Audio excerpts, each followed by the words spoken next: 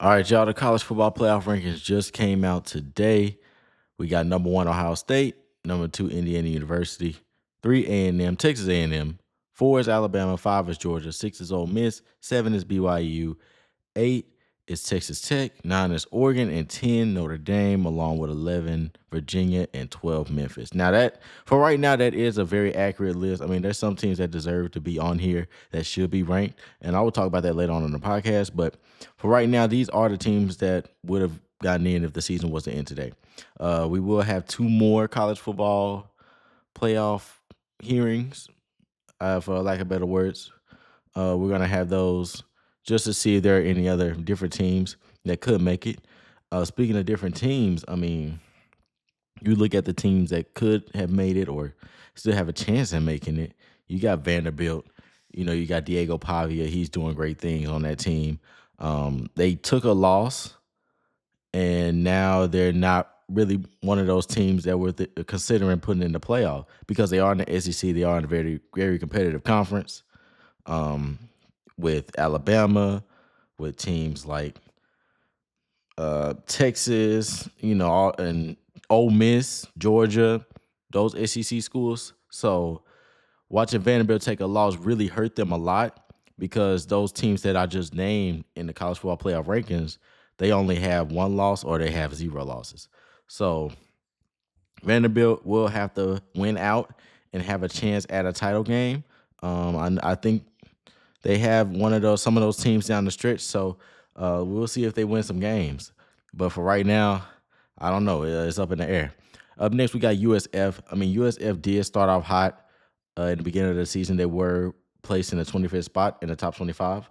So they were pretty good until they started to lose a few games. Um, they lost a few games. They like now 6-2, I believe. So really took a hit there because now you have Navy in the American Conference with only one loss. You have UNT with only one loss, and then you have Memphis with only one loss. So that places USF fourth in the conference. Uh, they look like they have zero chance unless if Navy starts to lose, which they might because Navy does play USF. They play Army. They play other schools that will be really competitive. So Navy do have a chance of getting knocked out that first spot in the conference. And also UNT, who I will talk about later in the podcast, they are on the roll right now as well. So that only leaves Memphis. Memphis do have a tough schedule in the end. Will they win all those games? They have a chance to. It might be a better chance they will win those games, but for right now, Memphis is that top team that everyone's gunning for, other than UNT. Another team is the SMU Mustangs. The situation with the SMU Mustangs is they have to win out the whole thing. They just beat Miami, which is pretty good. Um, they'll have to win out their conference, go to the championship, win that, and then they'll get into the playoffs. So that means they would knock out any ACC school that even had the chance of getting into the college football playoff. Now, the Miami Hurricanes of the ACC, they're in a tough situation too because they did lose a few games.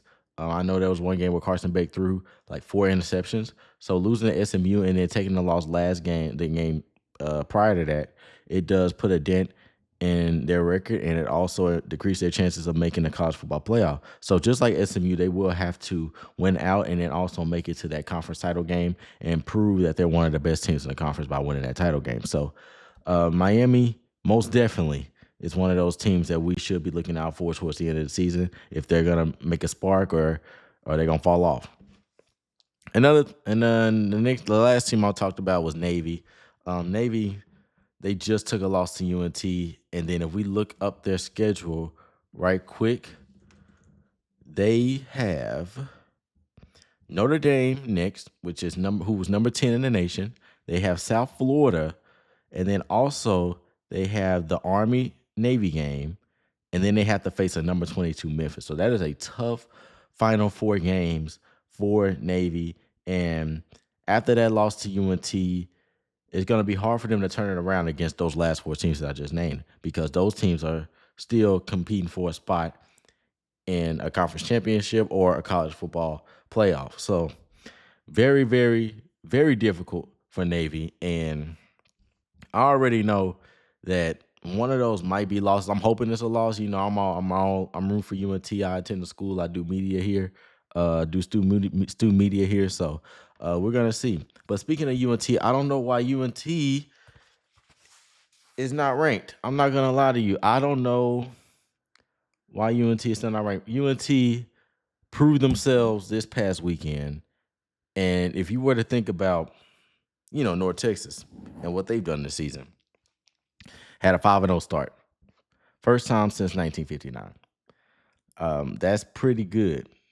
And then the quarterback, Drew Mestemaker, breaking records, throwing for 608 yards in a game. I think everything hit the fan when South Florida came to Denton and they beat UNT 63-36. Everybody thought that UNT wasn't the team that we thought they were. Sold out stadium and everything. UNT completely fell on their face and lost the game. But after that, they bounced back and they kept winning games. They beat Charlotte. They beat UTSA. They beat those teams. And then here comes the Navy midshipmen, who at the time was undefeated going into this past weekend's game. Had a rain delay. Not rain delay, but it was raining. And people had the Navy to win. I mean, College Game Day, the whole entire panel, Nick Saban, Kirk Herbstreit, all those guys had Navy winning against UNT. But UNT once again went out there and beat them 31-17 and showed that they are one of the best teams in the nation by beating one of the best teams in the nation. If UNT lost that game, they'll be completely out of the playoff race, and also Navy would be ranked. But the tables turned, UNT did their thing, and now I feel like they deserve to be ranked.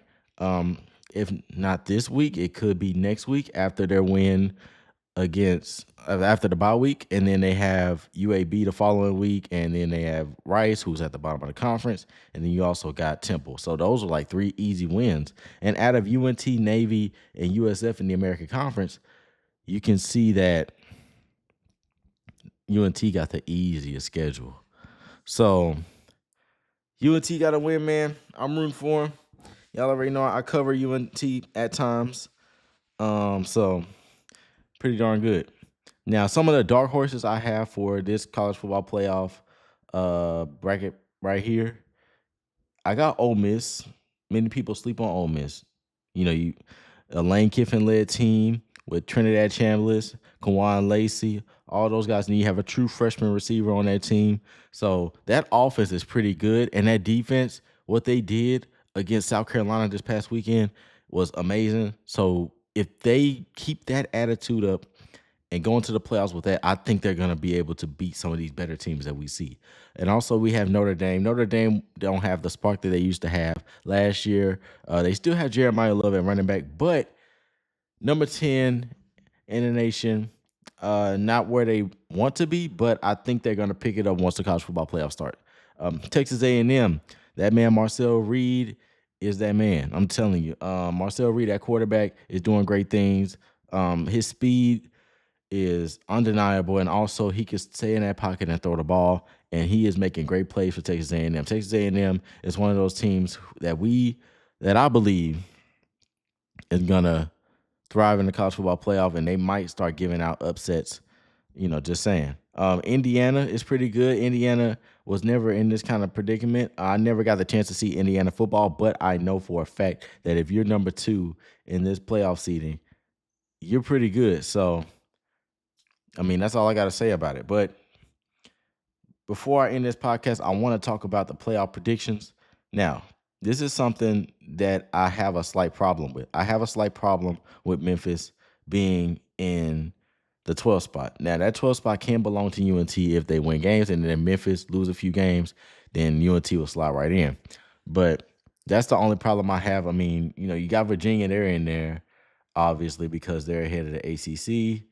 And then BYU, they're in there as well.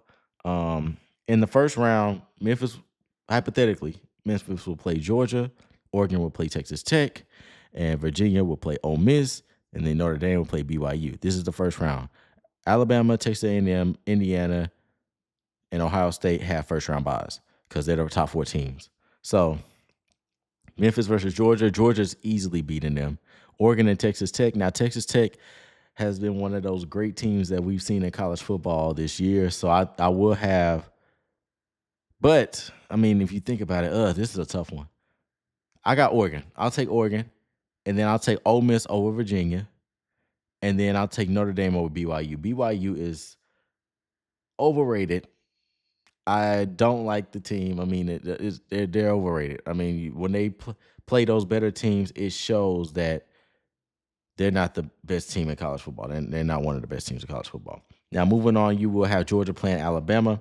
You'll have Oregon playing Ohio State. And then you'll have Ole Miss, Texas A&M. And then you'll have Notre Dame and Indiana. Now, Notre Dame will move on. Indiana, I don't think that they'll do well against Notre Dame, but we're going to see. Ole Miss and Texas A&M will be a close game, but I feel like it will come down to who's really like the true quarterback, and I think Trinidad Chambliss will prove that. So I got Ole Miss and Notre Dame, and then I have Alabama and Ohio State. Only because Georgia, they don't have that fight the quarterback Gunnar Stockton. He's pretty good, but I don't think that he is the quarterback that will lead someone to a championship. So Oregon and Ohio State, that's like a rematch from last year. Ohio State might dominate that match. So I think Ohio State's going to win and go to the national championship again. And then Ole Miss will probably make their first championship berth, national championship. So in like a few years, because I don't see nothing with Notre Dame that screams like they have a good run game, but I don't know about the pass game. I don't know. I mean, I don't really watch Notre Dame football. I watch Ole Miss.